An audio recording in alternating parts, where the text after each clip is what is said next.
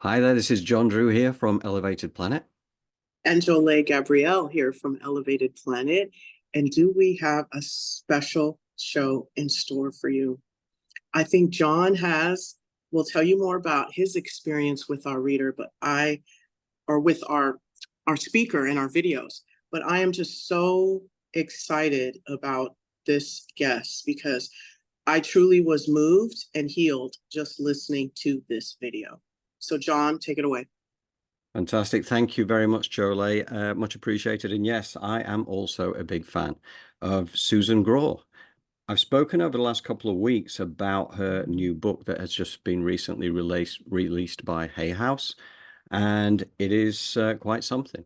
It really is. It's a fantastic book, and I had the opportunity to interview Susan this last week.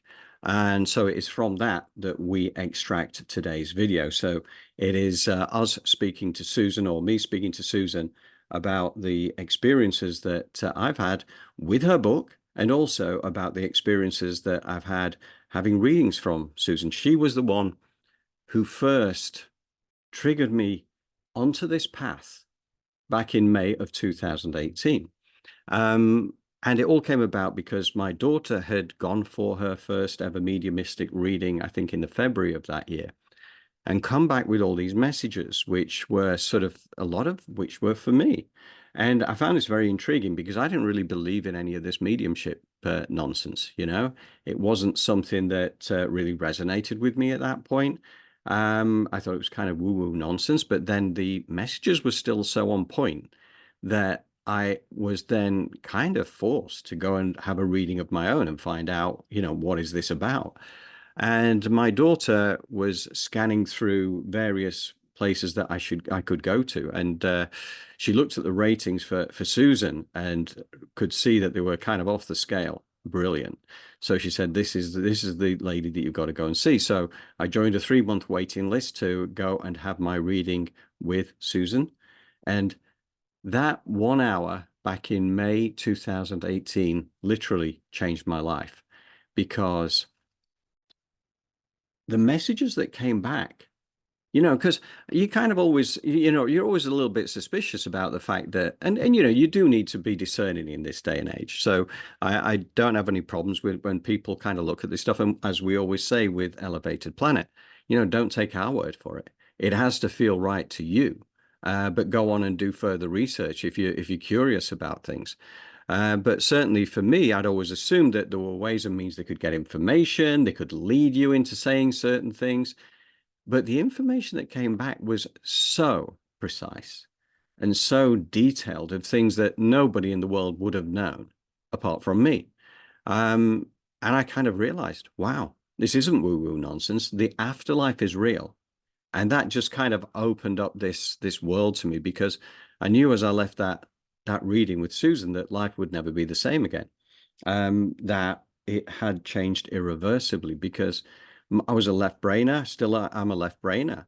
But what that meant is that I needed to understand this. So I needed to understand the human experience and the nature of consciousness so much more. So over the last 6+ years now, I have dedicated much of my time into researching what this is all about, and it has been a fantastic journey.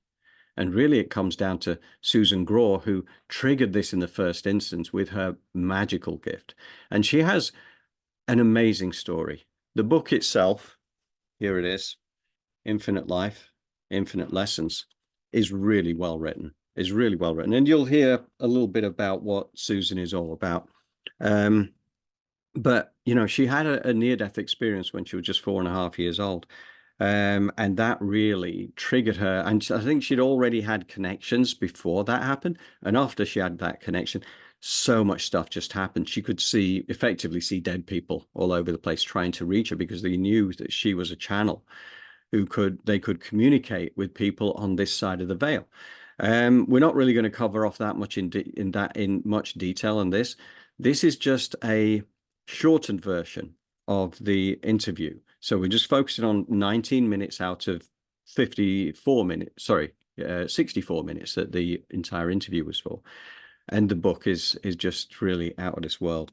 You know, so Susan's been described as a modern day Mary Poppins, spreading magical joy and healing. And I know that she's been described as that because it was me who described it. So there you go, Susan. There's a new one for you. But she is amazing. You know, I was privileged to have my journey starting with her, and she has transformed my life. So this is a big deal to me, and I know that Jole's felt you know, the strength of this over this last week as we compiled this material for the show today. So without further ado, we'll just do the first little intro section, and we can take it from there. So just bear with me a second. I think it's so important for people to understand truth and the truth of the spirit world, and how to get through this journey. And that's what the first book's about. And interesting, because I want to name the second book Infinite Life, Infinite Healing. And everyone's like, no, no, no, it's two. And I go, I have to. It's kind of like conversations with God. I want it to be a trilogy, you know, because I really believe that it will have an impact. And I know this one does. I have people tell me they pick it up and they'll stay up till 4 and 5 in the morning trying to finish it because they don't want to put it down. Yeah, absolutely. And I totally get that. And, you know, I mean, having read all of Neil Donald Walsh's Conversations with God, I do get that parallel. This is something, because the beauty of that is that it explains it so succinctly and in a way that you can relate to. That's exactly what you've done right here, you know? Thank you. One of the bits I love about the book, and there are a lot of them, but the bit about the yellow brick road. So, I mean, do you want to just tell us a bit about that? Because again, it's learning that we have a path that is laid out for us, but we don't realize it. And in the westernized world in particular, you know, we're so blocked off from our divine forces that are here, that are helping us. Yeah, I mean, Yellow Brick Road, tell us a little bit about that. Well, when I crossed over, I saw this beautiful road. It was pavers. And the reason I called it the Yellow Brick Road was because I had seen The Wizard of Oz. So it made total sense to me as a child. And for those who don't know, I was locked in an unplugged freezer in a garage as a child, and I had a crossing over experience. And when I was seeing this yellow brick road, after I was in another room called the Room of Heart's Desires, I saw this beautiful road, and I saw a pyramid on the beginning of the road, and I saw somehow people paving, going to the bottom of this pyramid and pulling from the bottom and then paving their path, and it was bumpy and crooked. And somehow innately I knew that the pyramid was their life journey, and that when they pull from the bottom of a pyramid, what happens? It gets unbalanced. Mm-hmm. And they were, you know, on their knees praying for help. And I watched these angelic and guides, you know, these angelic beings come in, and angelic beings are made of light. They came in and they took all these pavers out because the road was so crooked, and they put them back to the bottom, which I innately knew they were rebalancing the life journey. They went up to the top of it and they took a paver, and it would recreate as though you had other choices and other chances. Yes. That's how it felt. And then they started paving the path. And I said, what are you doing? And they said, we are the pavers. You are not. All you have to do is walk it. And I said, how do you know if you're walking it right? And they knew that give me the questions to answer. They knew what I needed to know. Yeah. Yeah. And they said, because we bless and block everything. And if you have a block in front of you, make no mistake, you can get through it battered and bruised at best, or you can shift. And if you see another block or wall, shift again, etc. And then they stopped and they looked at me and said, you think you know what's best for you. They covered their heart and they said, we know what's best for you. And what you try to control controls you, and what you run from chases you. All you have to do is walk the path. So I love that. There's so much to take from that. And what you run from chases you, right? And what you try to control controls you. These are two, you know, when you stop and think about it, this is true, right? And this kind of tells us something that is very important to know when we're going through life. And also the blocks thing, because, you know, I remember actually soon after Faye Vale, she passed last year. And she was a good friend of us here at Elevated Planet, and brilliant galactic artist. Have a lot of her work around me here and now. She's always a source of inspiration, even though she's not here in the physical. And she came through actually to Jole during one of our gatherings where we do our meditations. And she said that we would be able to do more expansive things in terms of the events and stuff in the future. And she said, be brave and don't be afraid to push out. She said, but if it comes across as a struggle, it's because it isn't right. It has to feel easy. And I think this is what this paved path thing is all about. Because when you're on the path, it feels right. You just follow it. Now, we come up against blocks, and I think we're kind of almost taught in this world today to try and bludgeon them down. I know that I've done that in the past. And after a while, you realize there is no way through there, so you have to change direction. Now, given what Susan is saying here, what she was told, it's kind of like something that tells you that as you face a block, you think, okay, it's a block. What other avenues are open to me? And then you push against an open door and you can, okay, here we go. And off you go down that path as well.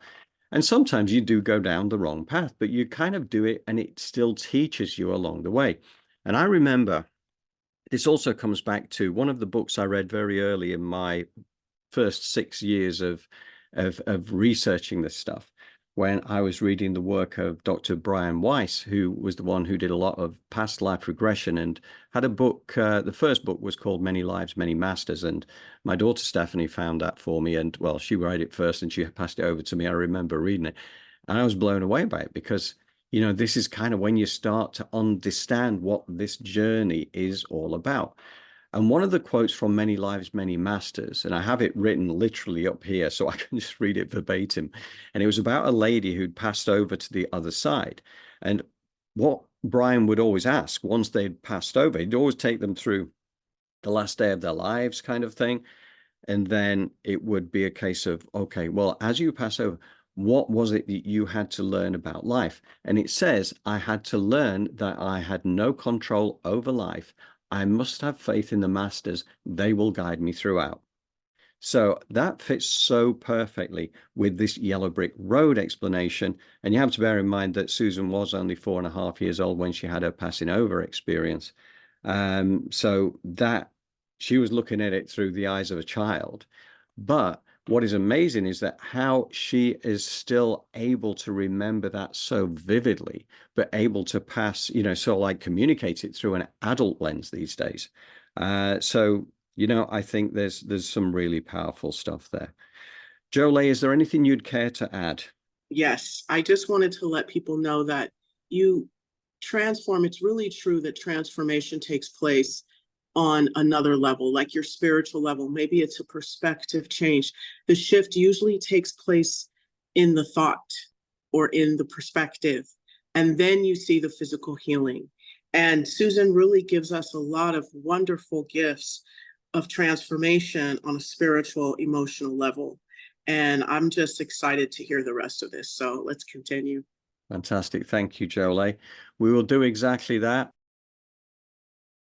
So the Room of Heart's Desires, do you want to just explain a little bit of that? I popped at the bottom of some stairs and I looked up, and of course I didn't understand this at the time. I want to say I'm an adult now, so I can verbalize it very differently. And I saw this Greco-Roman room. It had pillars going up and there was an open ceiling, but with almost like cement, just like a Greco-Roman room with cement going around the top of it. And it was all broken and cracked. And I looked up at that and I thought, I knew there was a hole that matched the ceiling, the openness in this room. And I had no fear. And I thought, I want to get up these stairs, but how am I going to do that? And boom, I was there. And I was on the edge of this, what I called the well. I believe it was the tunnel, but I called it the well. And I was watching movement go through it. And looking back today, I would say it looked like DNA, but it was one consciousness. And it was all these people's thoughts and prayers and hopes and dreams in the room of heart's desires, basically their heart's desire. And I saw this going on in this one consciousness. It was all blending together. And I looked at the angels. And I said, where am I? And they said, you're in the room of heart's desires. And I said, do you answer all those? And they said, no, Susie. Sometimes what people desire the most isn't good for them.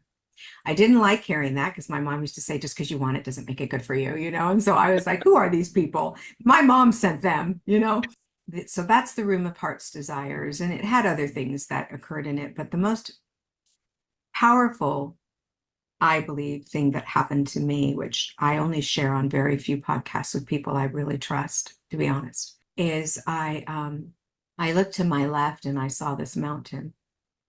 And it's very emotional for me. So if I cry, I apologize. But I saw this enormous light, bigger than anything you can imagine, and that I can, imagine, honestly, on this planet. And there was this being, and I wrote about some of that, but this is the catch. I wanted to get up to the top of that mountain and I couldn't. And I remember seeing this ray,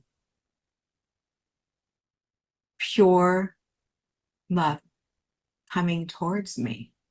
Mhm. I didn't need to get to it. It was coming to me, and it enveloped me in this perfection.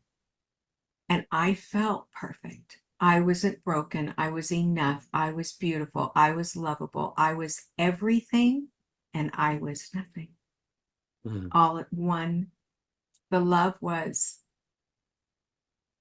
so intense, Mhm. so powerful, so undeniably not judgmental, that you're perfection. And I was everything, meaning everything, yet I was nothing. I was just like a drop in an ocean. Without the drops, the ocean is not there. It doesn't exist. We need the drops, yet it's such a small thing, it's Yeah. such a nothing. Yeah. And so that was really intense. That's beautiful. Let's do another little pause there. So that was obviously a very intense emotion there for Susan. I was really grateful that she shared that with us. And I've, having researched a lot of near-death experiences that put on through a number of channels these days, and we've certainly shown quite a few of these in our Elevated Planet shows. What is really the biggest challenge for many people who go through near-death experiences is finding the words to explain how beautiful and how overwhelming the unconditional love was that enveloped them. That, something that you can't really experience in the mortal physical realm.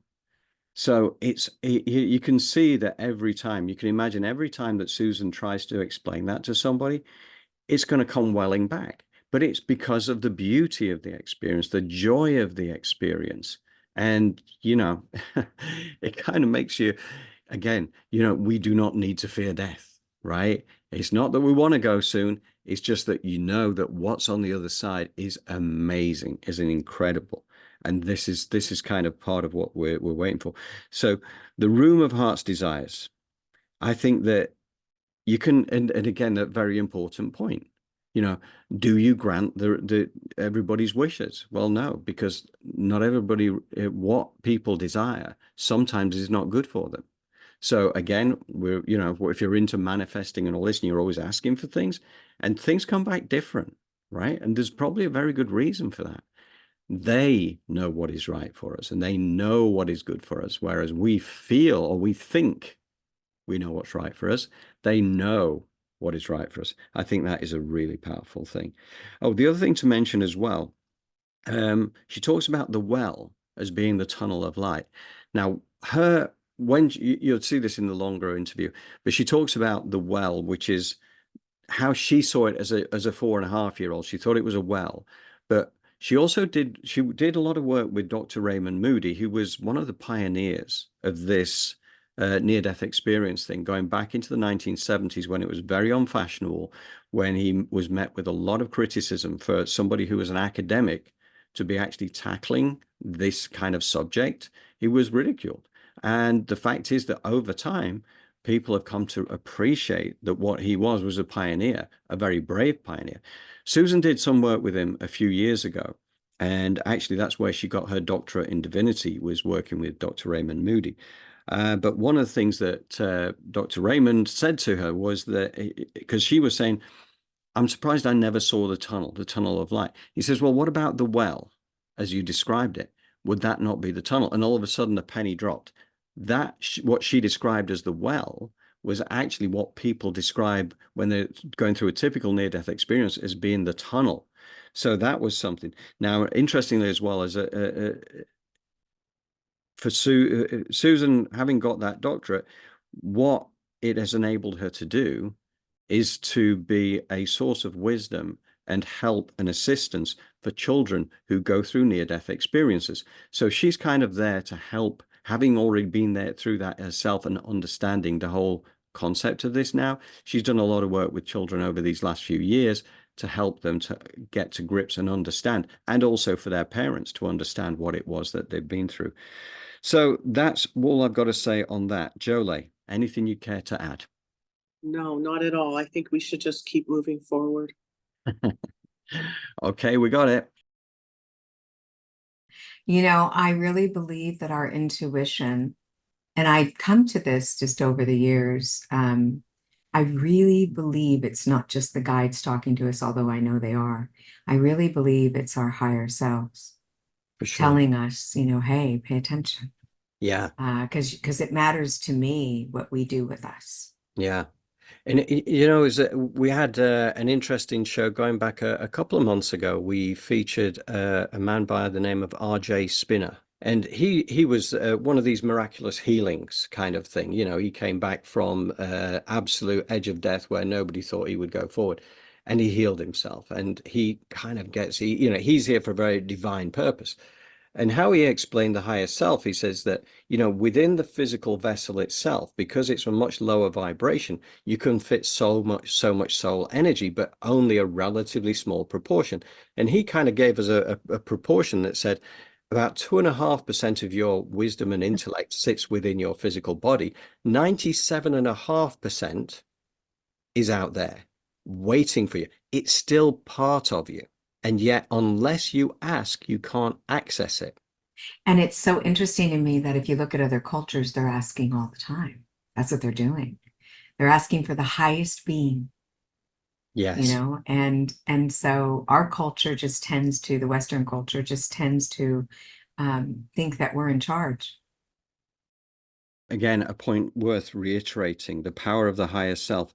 You know, this idea that we have within, because we're a low vibrational physical being, because that's the only way you can actually have physicality, is for the vibrations of the energy, because we're all energy, you know, we're all energy, we're all light, and we're all particle.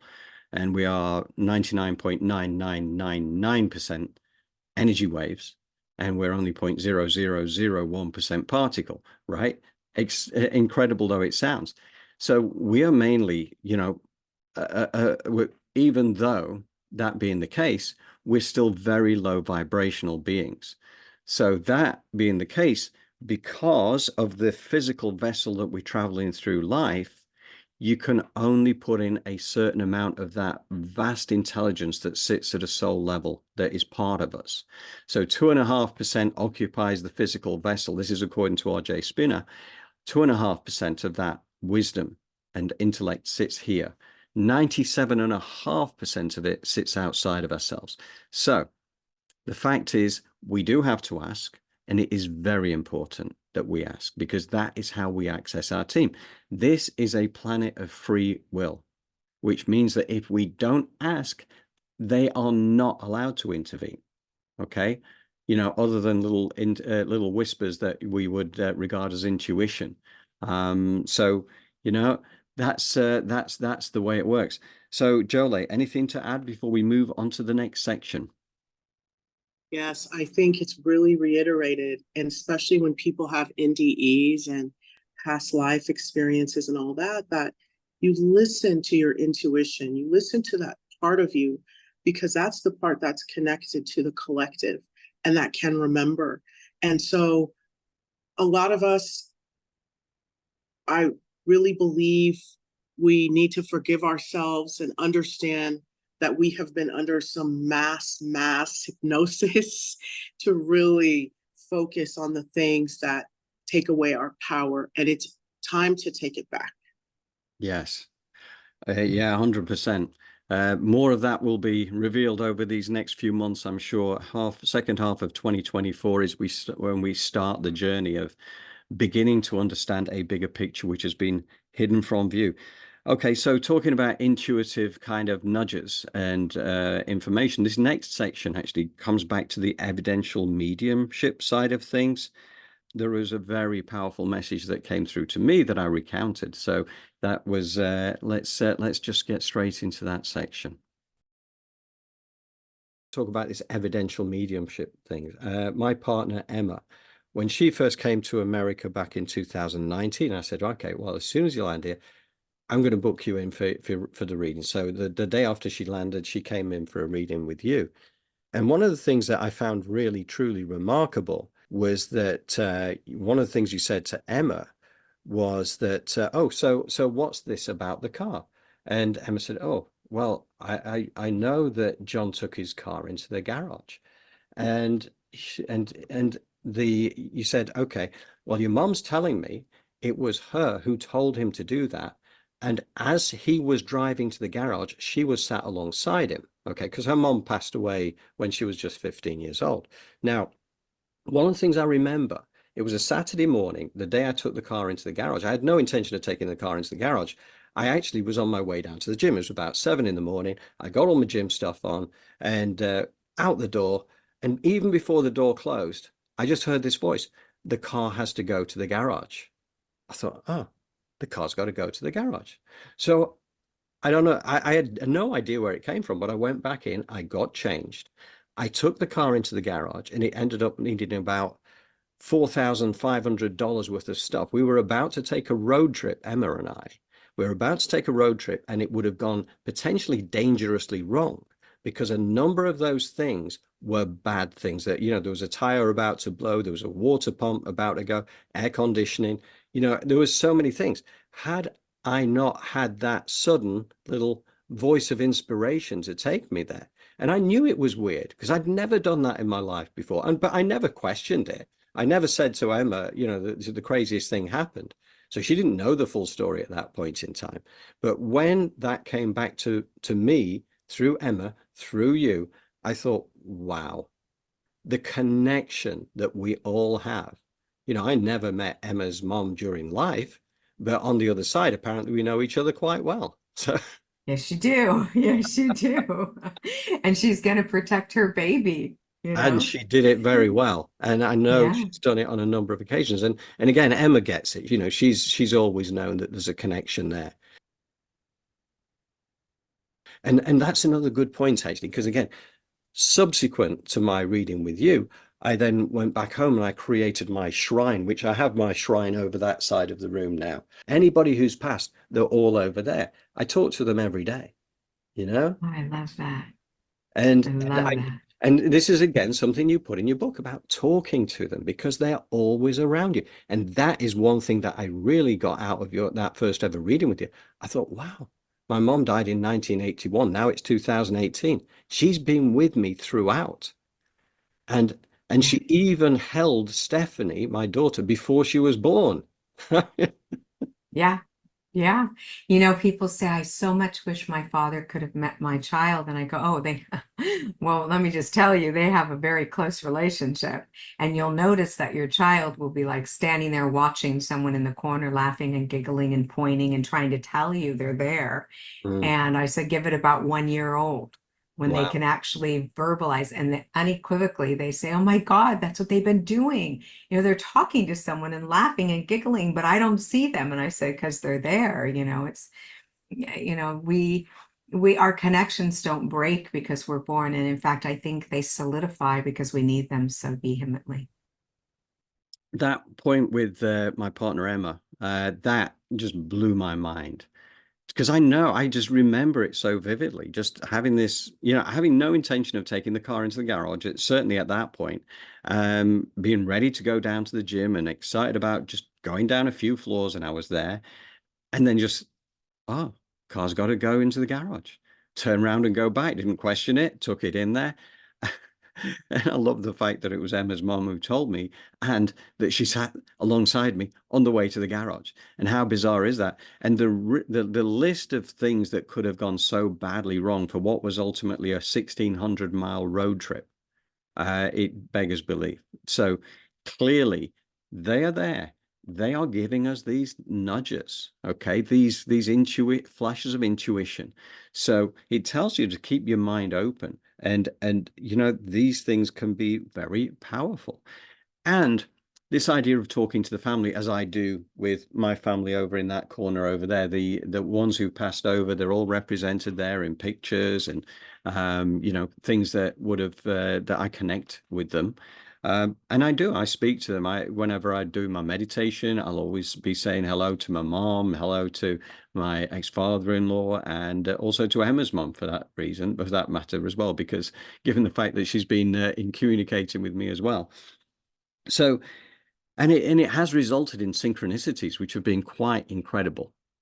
Absolutely incredible, because I've only ever had that conversation with them before I walked out the den, and something absolutely crazy has happened that just tells me, to a point where I just burst out laughing when I see this. I think, okay, you know, spirit has a sense of humor, and how they pull the strings to make certain things happen, I have no idea. You'll hear more about that if you go into the full 1 hour version of this interview. Then you'll hear a little bit more about that. But I just love that. I think it's so important, because what this tells us is that even though the family have passed away, then they're still with us. They're still around us. And the fact is that they can communicate with us only when we are reaching out to them. You know, we have to ask. We have to, again, this is all about asking. So, Jolie, anything to add there? Yes, I would love to just let people know. I hear a little bit of, I really don't know how to tap into my intuition, or I don't hear things speaking to me, or what I hear, I don't like. And I say, to really get into your intuition, go out in nature. Even if you're from your car to your door of work or wherever, do you listen to the birds chirping? Do you listen to the wind blowing? What about the grass under your feet? Like, these are the things that begin to tap you into ocean waves. Once you start to connect with Mother Earth, your intuition, it just comes rushing back to you. So that's one of the great ways to begin to open up or reconnect with your intuition, is to reconnect with Mother Earth. Yeah. Yeah, it is amazing, isn't it? And yeah, we keep hearing about the power of that connection with Gaia, Mother Earth, because we're effectively part of her. You know, that's where the meat suit comes from. So we are Yes. we are part of this divine relationship with the Earth Mother. So, you know, we've been too disconnected in the Western world for too long. Yes. I think it is time to renew that connection. And, you know, and to that point, you know, that voice that told me to take the car into the garage, I had no idea. If it hadn't have been for Emma going for that reading, I would never have known that it was anything other than just this sudden thought that came to mind. And the reason I remember what we like to specifically, call luck, right? Or right, like it was just a coincidence. yeah, but it was just the way that it turned me around in my tracks when I was already out the door. It's just, that's why it kind of stuck with me. Why did that happen? So anyway, it just shows that they are out there protecting us, right? Right. That is a big part of it. So, okay, so next section, and thank you, Jolie. And then I'm in the car driving. This is years later, 7 years later, and I hear this little voice. And I'm crying and I'm saying, why isn't a baby coming? I just want another baby so badly. And I hear this voice and she says, don't cry, mommy. I'm just not born yet. I'll be here in 2 weeks. It was this, I didn't hear the voice in my head. I heard it outside of my head, and I was stunned. And it was so loud and so real and so true. 2 weeks later, she was in my arms and we didn't even know a baby was coming. Even though you couldn't birth your own child, it was written, your child is coming to you, right? And Yes, and exactly. yeah, And It that's was just, written. I love that. You know, in this book, I did not spiritually bypass. So the first round, I got a message from one of the top editors at Hay House, and she said to me, I don't want you to spiritually bypass. And mm, I knew what that meant. That meant that I wasn't feeling the emotion of what I was writing. And I thought, oh no, I don't want to go back and all, but I did. yeah, And I was a little scared because there's a lot of pain in this book. yeah, And I rewrote sections and I felt them. I couldn't And believe. so my goal was that it would come across as a real feeling and now you're verifying for me that that's exactly what people experienced when reading these things that I wrote. Yeah. It's true, you do, and you know, as I say, it was also in their own words sections from the people that you've kind of deeply affected in life, and this is just a small cross section of those people, but you feel the depth of the pain they may have been going through, and the healing that they received, and the change of their life that they've, you know, you changed my life, right? I wouldn't be sat here now doing this, doing Elevated Planet thing, and loving the journey. I love the journey. To me, that tells me we're on the right path. I'm so grateful. I'm so grateful to have had you to trigger me going Thank back to you. 2018 to use your divine gift to connect me back with mom, who was who'd always been there. I just had no idea she was. Yeah, always been there. And she's so happy that she's with you now. And Mm, you understand that. It I changes do. everything. It It does. brings so much joy. It does. It There does. is no true loss. I think we have physical loss, and that is powerful and painful. Mm, You know, there's the grief, but yeah. there is no true loss. Yeah. So there's the last section now before we go to the section which takes us into the guided meditation visualization.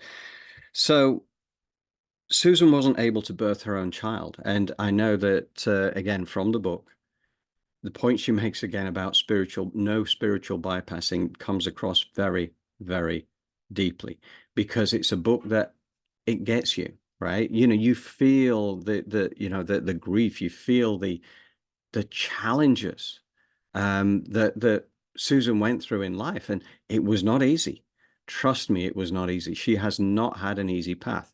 And I do have, I think that people who have been designed to be on a spiritual path often have the most challenging upbringings, because the whole principle is that they have to experience what it is their clients have gone through, a version of it, a version of that is what Susan has experienced. So when she is helping people by connecting to the other side or counseling them through this spiritual mediumship, she can do it from a position of strength, because she knows what that feels like.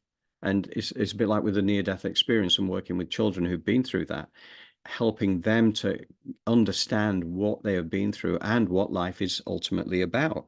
So the spiritual bypassing thing is definitely a huge thing. And certainly when she was talking about the fact that she was so desperate to have children, and so her and her husband went for adoption, and she was so desperate to get this child, and then that voice comes through from outside of herself to say, "Don't worry, mommy, I'll be with you in 2 weeks." I mean, honestly, when you read it in the book, you kind of like, oh, reach for the Kleenex. But it's really it's a fantastic thing, and I love the fact that there is no true loss, is a point that Susan makes, because once you actually get to grips with this is what you realize. You understand that we are immortal spirits having a human experience, but everybody carries on.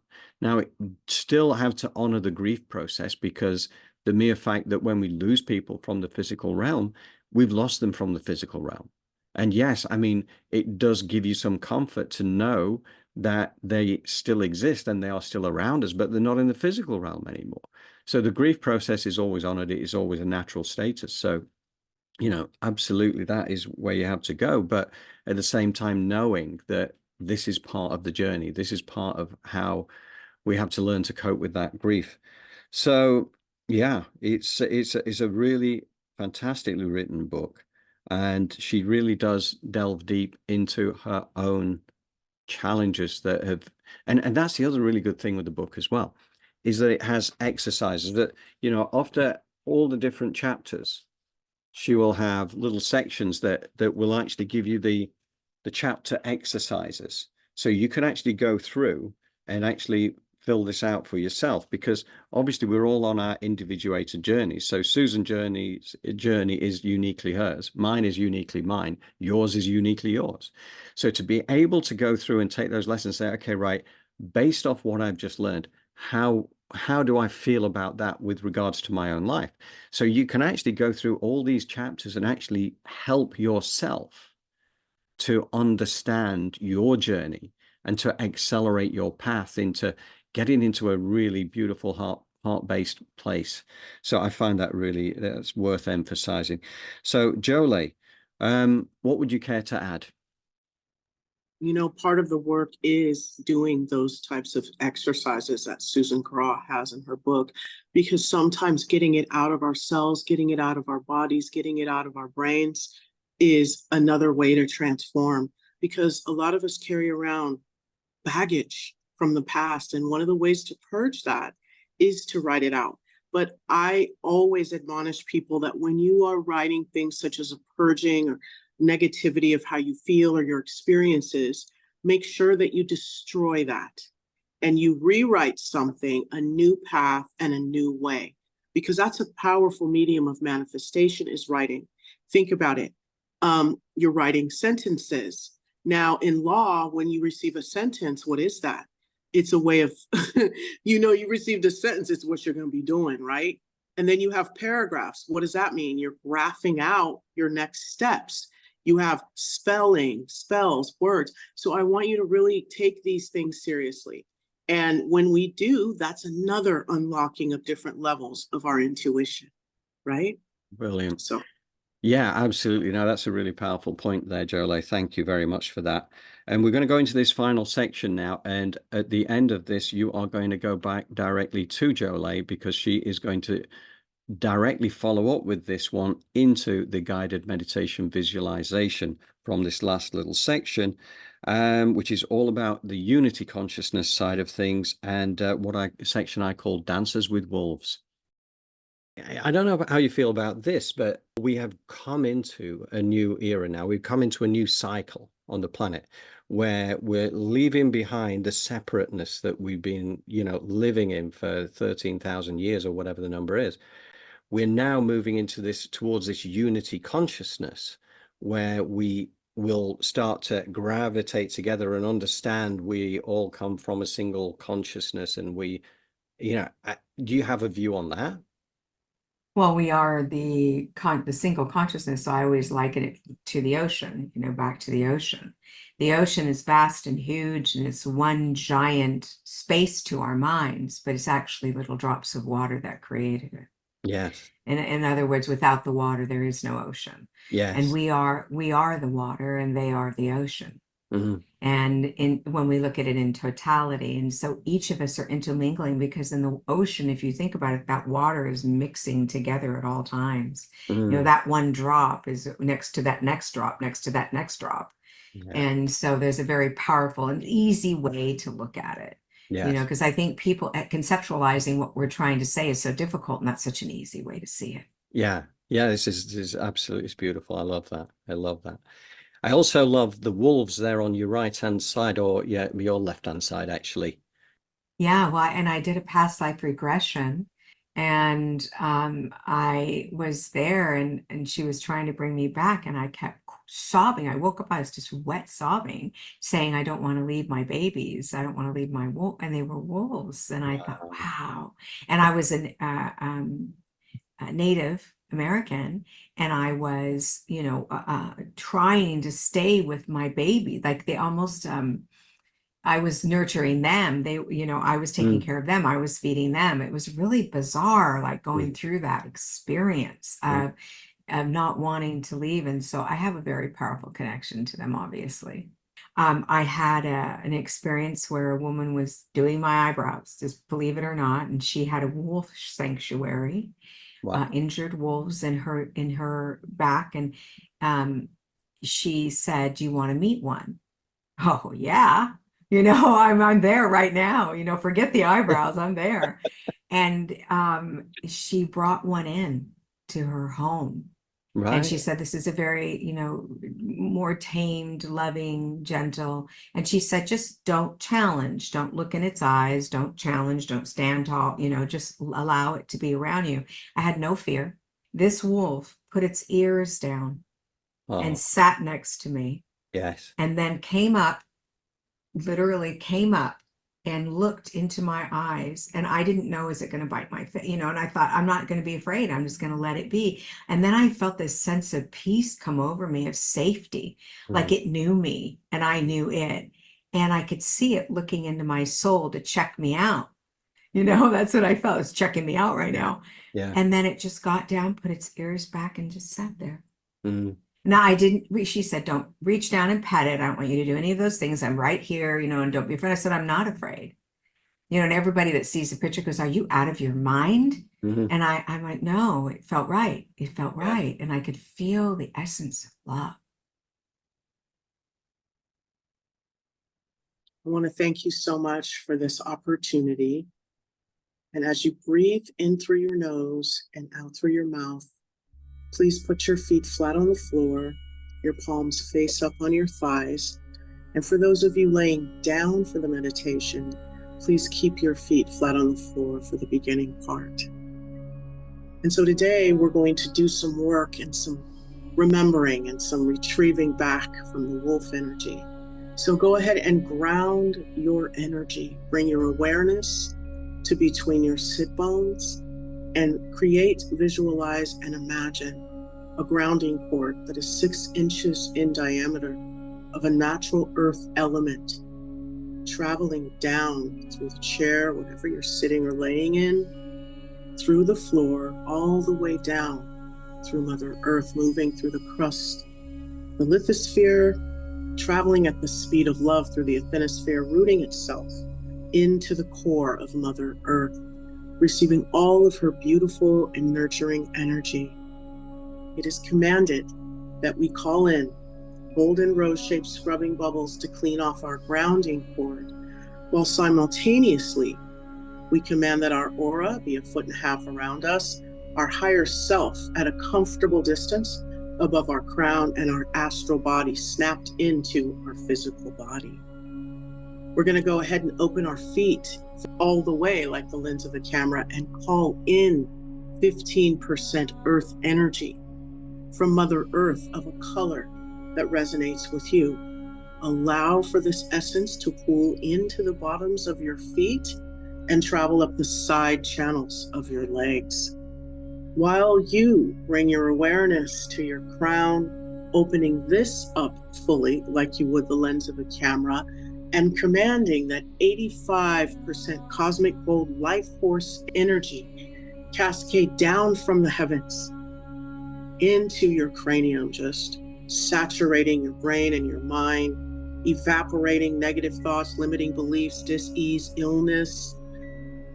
Just melting away all of the stress, the anxiety, the lies, the fear, the thoughts that are not your own, as it then begins to focus itself down your spine, lighting up each vertebra, animating those nerves in a positive way, firing in a way that makes you take action towards your highest good, as then it meets that earth energy in that first chakra. And this essence begins to fill you up like water fills up a cup. Now, as this energy begins to move throughout your body, cleaning out your organs, cleaning out all of the past life trauma that could be in the thighs from your childhood, anything you're holding in your lower hips, your spine, moving up into the stomach, the colon, the reproductive organs, the liver, the kidney, the spleen, the gallbladder, moving up, up, up into the heart, the lungs, the rib cage, the thymus, all of the ventricles of the heart. Since we're here, we're going to go ahead and take a moment And from this space, it is commanded that all of our blood cells, all of the atoms in our body, instead of them turning into heart shapes, are going to be infinity symbols. And inside of each circle on either side of the affinity is love. Loving energy is pulsating throughout your body, propagating, moving, and connecting with that energy that is infinite. As it moves up, bifurcates, separates down your shoulders, filling up your fingertips, your hands, moving up your arms, moving up. This essence then begins to move up and out, sprouting out of the side channel of your crown. So as that energy cascades in, the mixture cascades out of the sides, and then it begins to cascade down your aura layer. Anything you're ready to let go of, anything you're ready to release is moving out and down. Anyone else's energy, negativity. Are you holding on to something from work? Your relationship, just let it go. Shift. And just see this, hold the space. As I remind you that you are grounded and rooted into Mother Earth with the grounding cord that's being cleaned along with all of your chakras. Your higher self is above you at a comfortable distance. Your aura layer is 1.5 feet around you, and your astral body is snapped into your physical body. As you're running 15% earth energy of a color that resonates with you, that's mixing in with that 85% cosmic gold life force energy. As this essence fills you up like water fills up a cup, cleaning out anything that no longer serves you, anything you're ready to let go of and release, as it is cleaning out these chakras one by one, this essence. As we move our awareness to the center of our head, we open up our brow like we would the lens of a camera, as we visualize 2 roses outside our aura layer to the right and to the left. And all of the spiritual and emotional detritus is just falling out and into those roses, flying out into those roses outside our aura layer, as we place a golden sun above our head, or we see the Creator place it, filling it up with all of the things that we need to move our life forward. So allow for these negative thoughts, these limiting beliefs, these negative, nasty, destructive neurons that have been created out and in those roses outside the aura, as we fill up with what is aligning us with our purpose, what is aligning us with our positive power and energy. And that golden sun is to solidify that. As we go ahead, if you're ready, and bring that down and allow that to extend and expand in the center of your head, as you give those roses a push energetically, blow them up and turn them into positive creative life force energy for anyone to use. It looks like fireworks. As you reconnect with yourself and you see that essence sprouting out your feet, hands, and crown chakras, filling up your aura layer, as you bring your awareness back into your feet. And you take a deep breath in through your nose and out through your mouth, and you return to breathing to the rhythm of your body. It is commanded that our heartbeat sync up with our breath, as this infinity, beautiful energies moving throughout our bodies, bringing transformation and healing and light, all positive energy. And now, have the Creator, see the Creator place another golden sun above your head, filled with all of the things that repel fear: courage, knowledge, wisdom, self-love. Let the Creator fill that up, that golden sun above your head. And it pops into that beautiful 85% gold waterfall that's coming in, and it goes on ahead and moves throughout your body. And it just goes down, down, down. And now it's beginning to bring the grounding cord into the present moment. And those golden rose-shaped scrubbing bubbles are falling away into the core of Mother Earth, turning into positive creative life force energy for anyone to use while you fill up and ground with that gold, bringing you into the present moment. because we know the point of power is in the present moment. So now this energy has picked up so much momentum. It's sprouting, it's sprouting, it's sprouting. It's lighting up that toroidal field. And now those ley lines that are you and that aura layer is connected and locked in. Those chakras are locked in. Now you're locked into that toroidal field.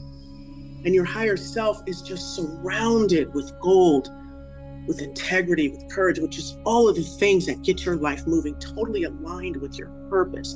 As that pyramid with that capstone comes into view, right above that toroidal field. Now here we are. But before we go up and we ask for ourselves to align with our highest purpose, we're going to go ahead and ask Mother Earth to please, humbly and with grace and ease, allow us to commune with that wolf energy.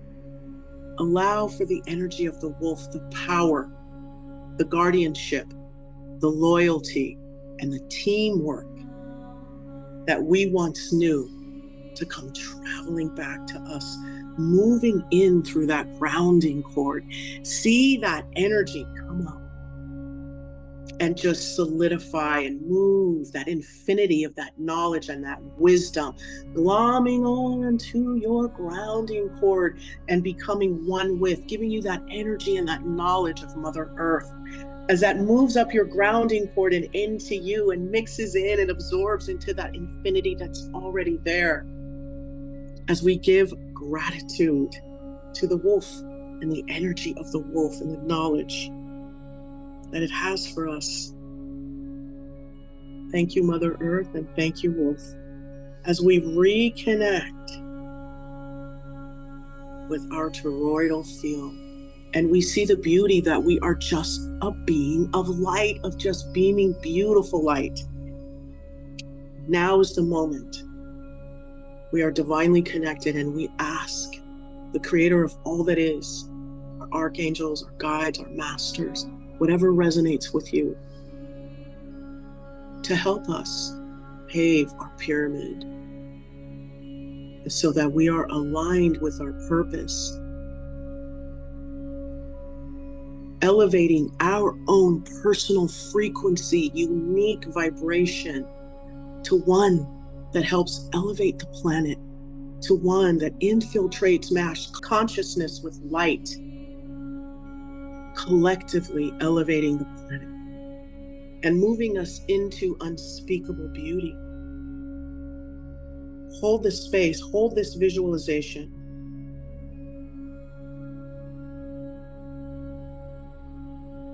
See yourself as a being of light, locked in to all of the blessings and the gifts and the knowledge and the wisdom that Mother Earth and divine universe has to give, divine creator.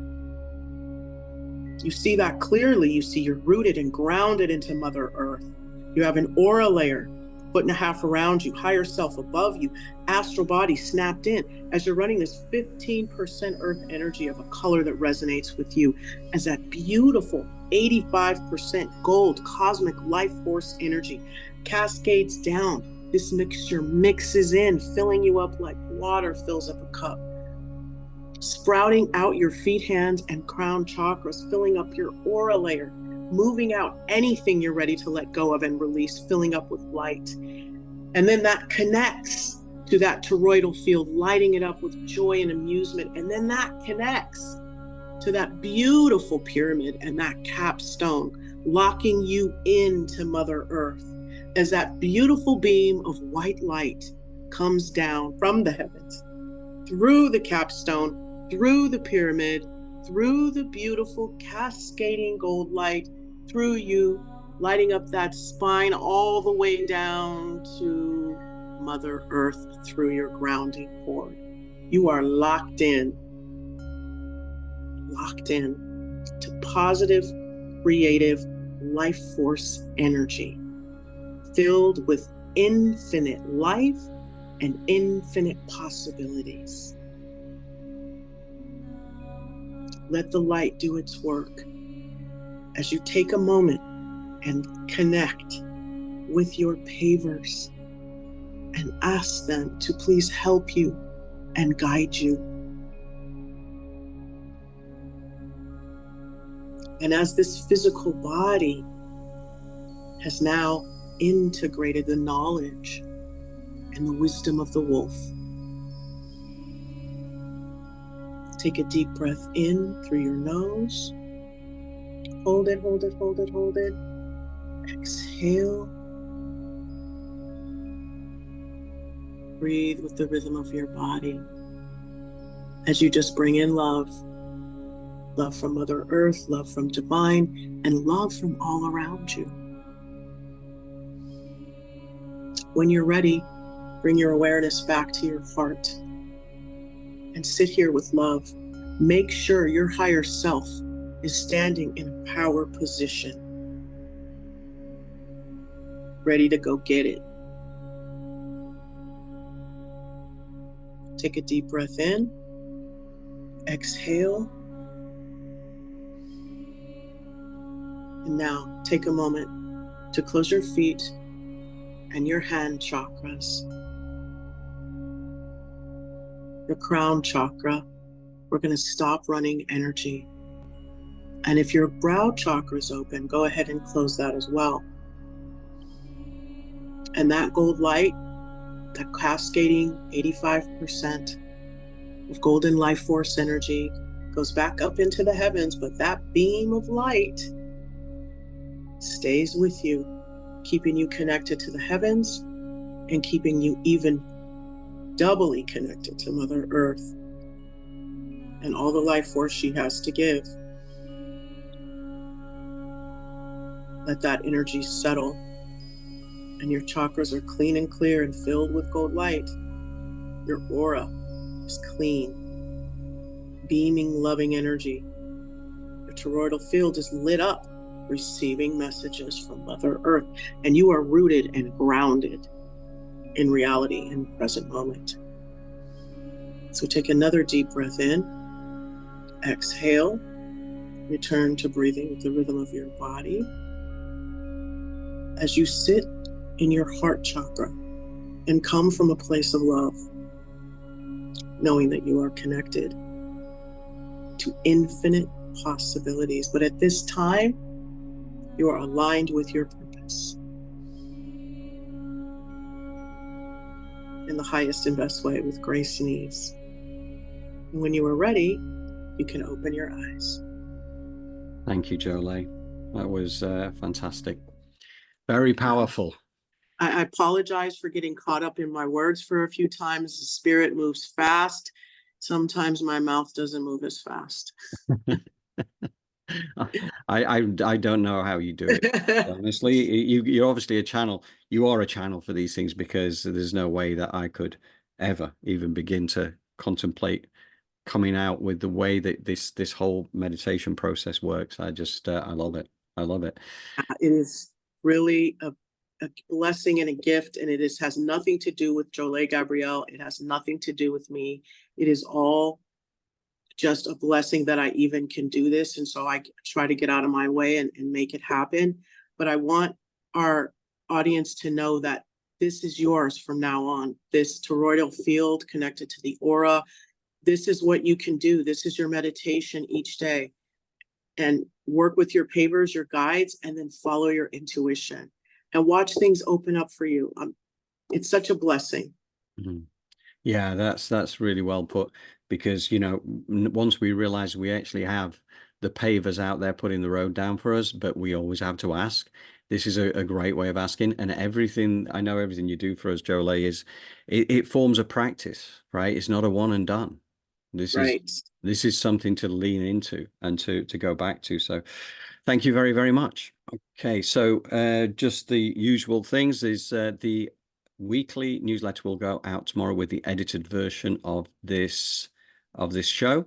And we will also, if anybody has any questions or wants to be added to our distribution list, email me at johndrew@elevatedplanet.life.